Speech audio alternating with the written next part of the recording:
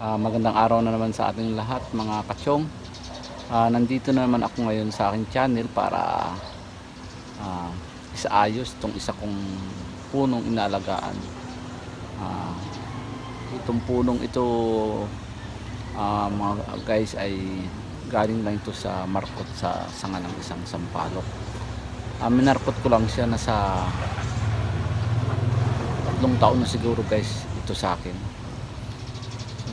Yan guys, papakita ko guys sa inyo yung kabuuan ng puno na ito.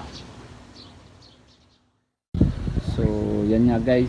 So yan guys yung ating i-workshop ngayong araw guys, yung sampalok na yan.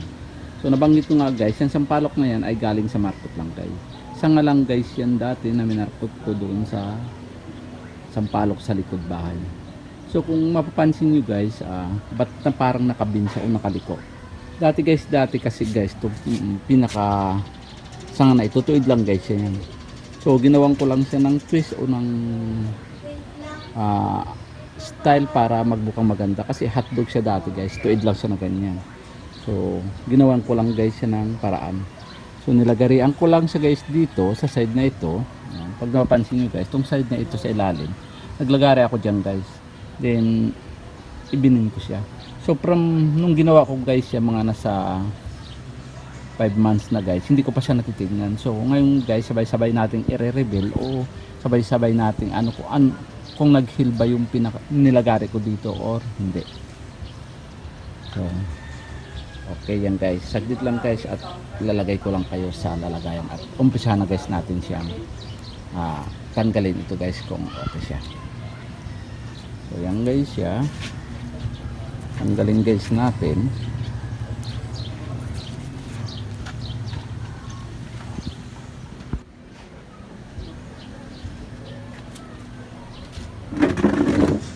So ito na nga siya guys. So sabay-sabay nga, sabi ko nga sabay-sabay nating i-reveal kung ano yung nangyari dito sa loob ng tape na ito. Okay, tanggalin lang natin yung pinaka-wire niya.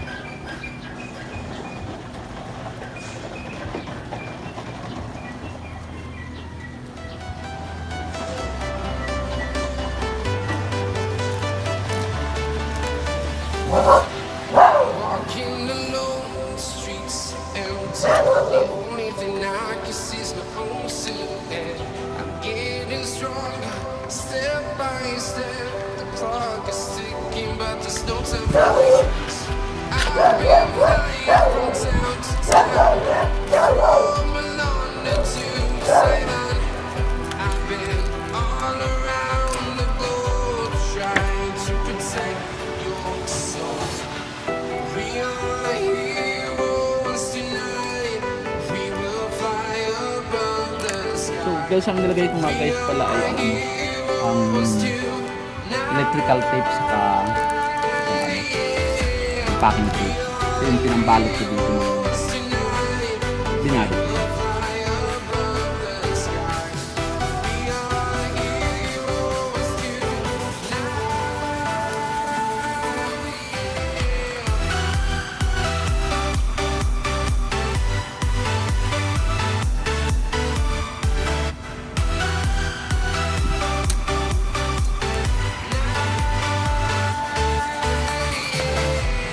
Feel like a dynamite, ready to explode right up in the sky.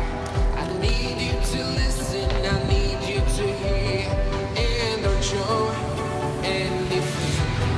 I've been flying from town to town, from London to Taiwan. I've been all around the globe trying to protect your soul. So yan siya guys, ayun, so guys yung yan guys yung nangyari. Okay, successful guys, nag-heal guys yung pinaka sugat ng pinag-anuhan ko, pinagbalian ko sa kanya. Ayan siya guys.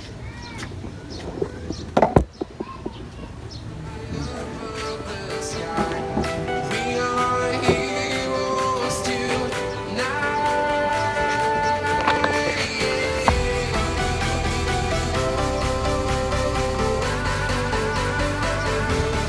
So Ang sunod natin guys na gagawin, i-workshop na natin siya guys.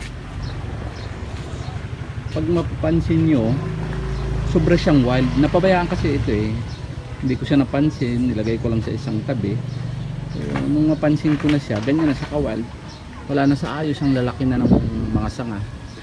Pinag-iisipan ko ngayon kung anong gagawin ko. Siguro guys, ang maaari natin gawin dahil masyado na malalaki ang mga sanga niya, hindi na natin may bibin o papasunod sa gusto nating forma o position, i-cut back na lang natin siya. Parang magpapatubo ulit tayo ng mga sanga na gagawin nating first, second, and third branch hanggang apex. So back to zero tayo. So parang experiment ko lang kasi ito guys eh. Nagmarkot ako ng yung tuid lang na sanga ng isang sampalok. And then ginawang ko lang ng paraan. Yung mamarkot ko yan, ikinilo ko lang siya ng ganyan. So ngayon yun na siya. So, kahit na hindi siya gaanong kagandahan, walang araw siguro gaganda rin. Okay, so yan guys, tara i-workshop na natin siya.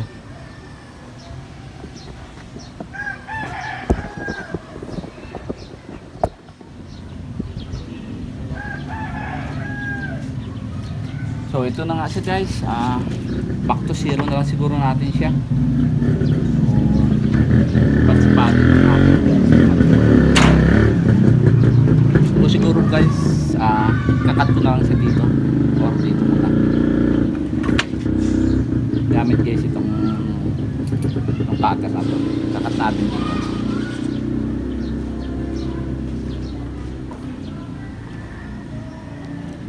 Gas na. Gas na talaga.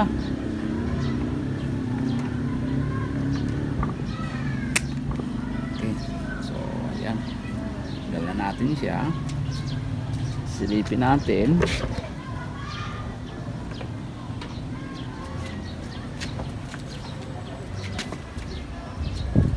Dito siguro ito, putulin din natin to guys.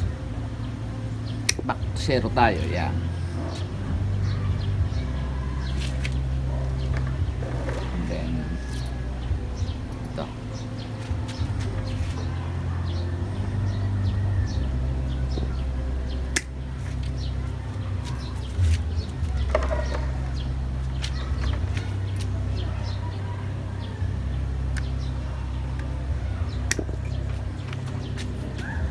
Okay. Ayan siguro guys, medyo mas maganda na siya ngayon. Hintayin lang natin tumaba itong sa baba na ito.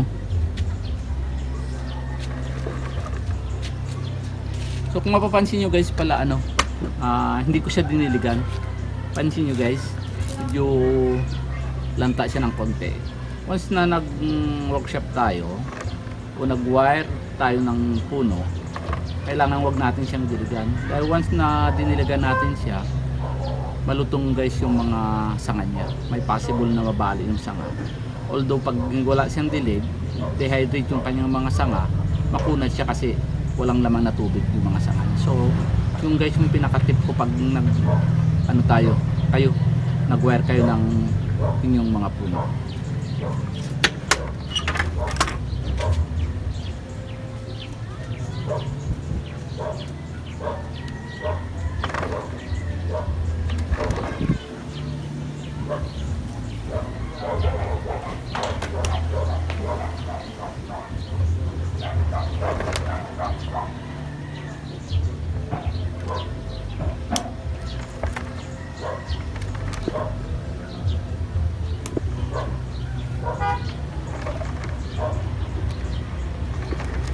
Ito yung magiging front natin guys.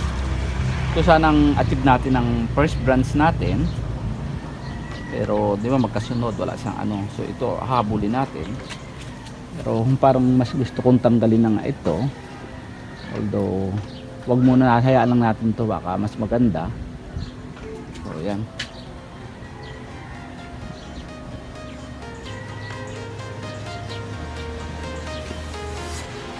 Walking alone, the streets are empty. The only thing I can see is my own silhouette. I'm getting stronger, time for reasons. I've been flying from town to town, from London to Taiwan. I've been all around the globe trying to protect your soul. We are heroes tonight. We will fly above the sky. We are heroes tonight. We are heroes tonight. We will fly above the sky. We are heroes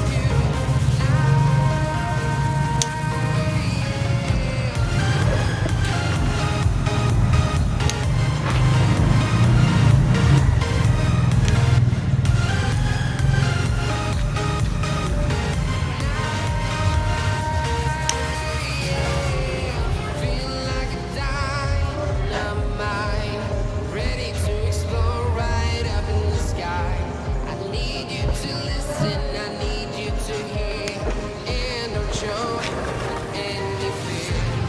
I've been flying from town to town, from London to Taiwan. I've been all around the globe trying to protect your soul. We are heroes tonight. We will fly above the sky. We are heroes tonight. We are heroes tonight. We will fly above the sky.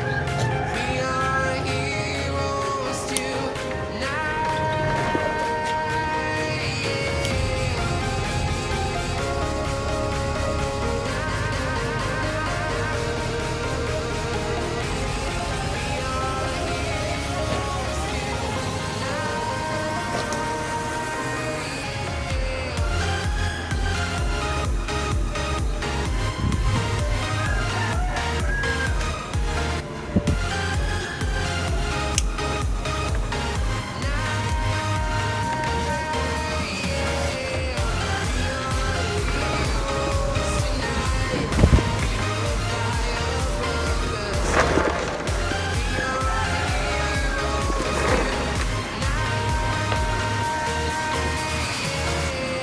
I've been flying from town to town, from London to Taiwan. I've been all around the globe trying to protect your soul.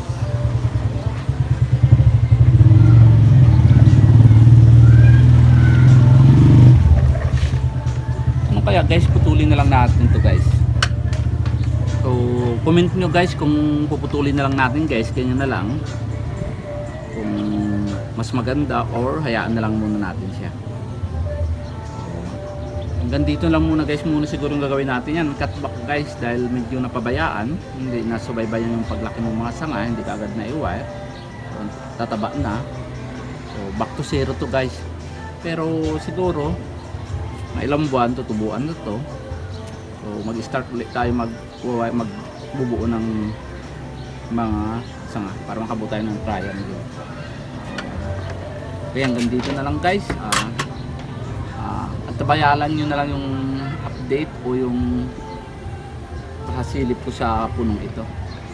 So, after siguro 1 month papakisilip ko ulit sa inyo yung update nung lahat naman, although lahat naman guys nung i-workshop natin o lahat ng ginagawa ko dito sa akin vlog, i-update ko kayo kung ano na yung nangyari sa puno para alam nyo rin kung ano yung nangyayari, yung parang kasama ko sa journey ng puno ko, kung gumanda ba or nag-failed ba tayo. So ganun na lang guys. Thank you ulit sa pagsama sa akin sa pag-workshop ko ng puno ko ito, Sampalok ito guys. So hanggang sa susunod na mga video ko, kita-kita na lang tayo. Okay, bye. The only thing I can see is my own silhouette. I'm getting stronger, step by step. The clock is ticking, but there's no time for regrets. I've been flying from town to town,